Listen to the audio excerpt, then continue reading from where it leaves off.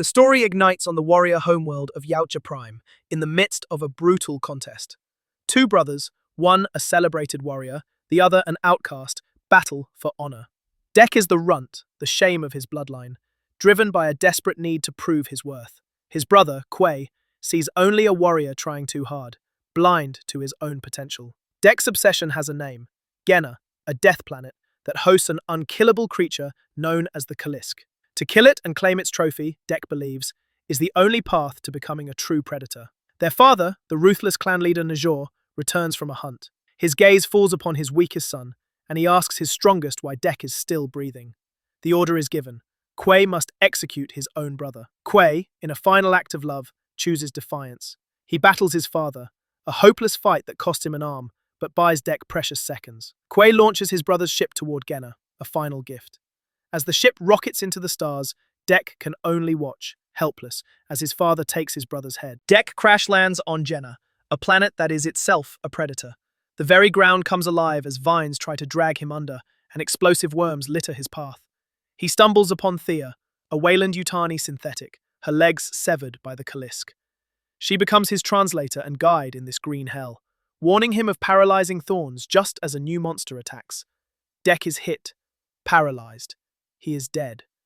But he manages to toss Thea one of his weapons. She kills the beast. She saves him. He carries her, seeing her only as a tool, and their journey begins. He fashions a harness, and as they travel, Thea reveals she had a twin synthetic, Tessa, from whom she was separated. They are trapped by a monstrous lunar bug and hunted, only to be saved by a small, unkillable blue alien monkey. Thea names the creature Bud. This tiny, indestructible ally guides them past fields of razor-sharp grass and even kills the giant bug for them. Bud forms an attachment, marking Dek as its own. Dek recoils, reminded that feelings, that attachment, are what got his brother killed. Elsewhere, Thea's twin, Tessa, is recovered and repaired by Weyland-Yutani. She is cold, calculating, and on a mission to secure the Kalisk. Dek is now identified as a threat.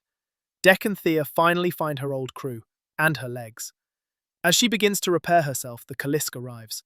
The battle is savage. Against all odds, Dek slices the beast's head from its shoulders. Victory. But the head, it begins to regenerate. The beast is truly unkillable. It pins Dek ready for the kill, but stops. It smells Bud on him. Suddenly, Tessa and her squad of synthetics arrive. They freeze both Dek and the Kalisk, recovering Thea and taking them all aboard their ship, bound for Earth. The true mission is revealed. Weyland-Yutani wants the Kalisk's regenerative properties. Tessa confirms Thea's darkest fears.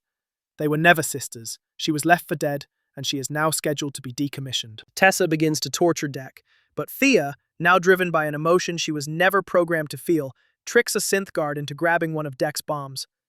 The explosion gives Dek his chance. He escapes and finds Bud. The realization hits him like a plasma blast. The Kalisk wasn't just a monster, it was Bud's mother. He marks the small creature, just as it marked him. This is his new clan. He weaponizes the deadly flora and fauna of Genna and prepares for war. Dek and Bud assault the Wei-Yu base. They free Thea, who reattaches her legs and joins the fight. The trio, Predator, Synthetic, and Alien, are united against Tessa, who emerges in a massive mechanical suit. They free the Kalisk. Mother and son, alongside their new allies, tear the mech apart. The Kalisk devours Tessa. It's over. Until it isn't. Tessa activates her weaponry from inside the Kalisk, exploding the mother beast in a horrific shower of gore. Tessa rises from the wreckage, ready to finish Thea. But Dek impales her. And Bud, a true predator now, finishes the job, tearing her head and spine from her body. Dek returns to Yautja Prime. His trophy is not the Kalisk, but the skull of the synthetic. He has completed his hunt, and he has come for his father's cloak. Nihor orders his guards to kill his son. Dek slaughters them. Father and son face off. Nihor goes invisible, but Dek uses his ship's cannons to blast the dirt, exposing him. Dek disarms his father, bringing the tyrant to his knees. Nihor offers a truce. Yield, and take your place. I am part of a new clan, Dek declares. On cue, a fully grown Bud emerges from the ship and chomps Nahor's head off. Thea steps forward, declaring, Dek is officially Yautja. But as Dek stands victorious over his father's broken clan, the sky darkens. Another ship descends, one he recognizes instantly. It is his mother's.